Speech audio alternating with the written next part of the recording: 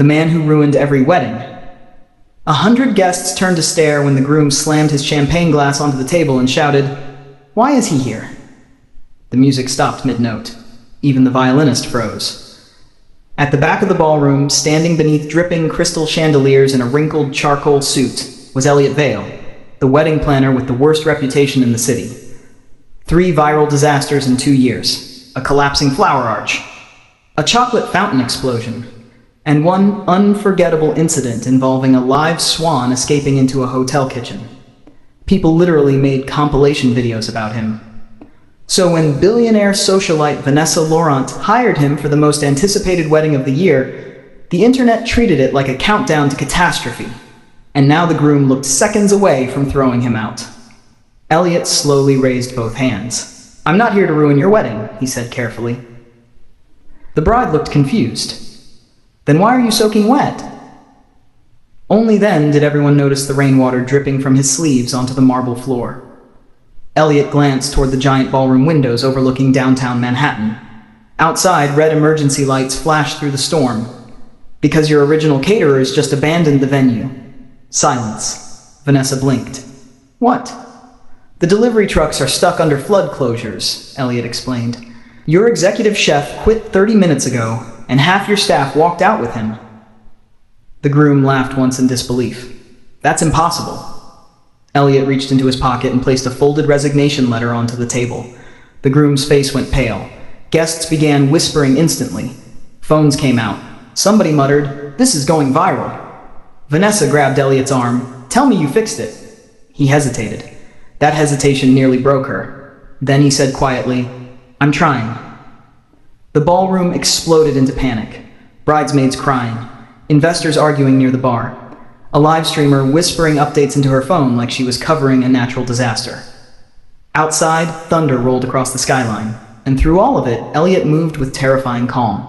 He started calling favors, old restaurant owners, retired pastry chefs, a taco truck operator he once helped during a bankruptcy. Within 40 minutes, random vehicles began arriving through the rain. Not luxury catering vans. Regular people. A grandmother carrying trays of handmade pastries. 2 exhausted line cooks from Queens. A tiny Filipino bakery owner delivering emergency desserts in plastic containers. One by one, they entered the ballroom like reinforcements arriving for battle.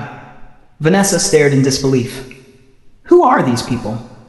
Elliot barely looked up from arranging tables. People who remembered kindness. The room slowly transformed.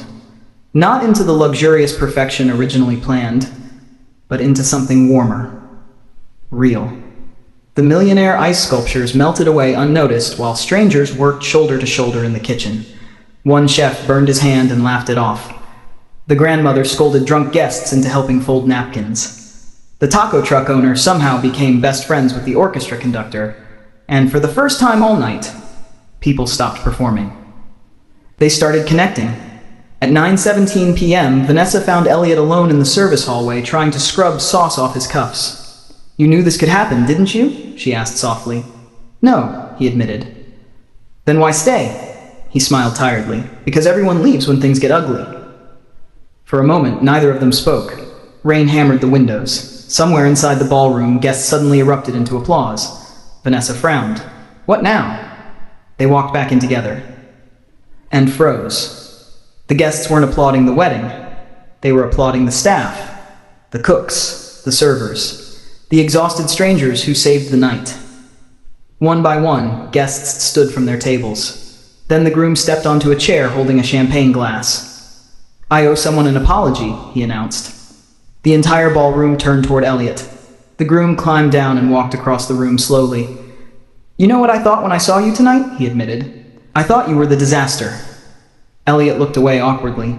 "But apparently," the groom continued, voice cracking slightly, "you were the only reason this wedding survived." And then, in front of 400 people, he hugged him. Hard. The ballroom erupted, people crying, laughing, cheering. Even the violinist wiped tears from his face. By midnight, clips from the wedding flooded social media. But strangely, the videos going viral weren't about failure. They were about humanity. About strangers showing up. About grace under pressure. About the fact that sometimes perfection is the thing that prevents people from truly seeing each other. and the top comment under every video simply said, "Invite Elliot to every wedding."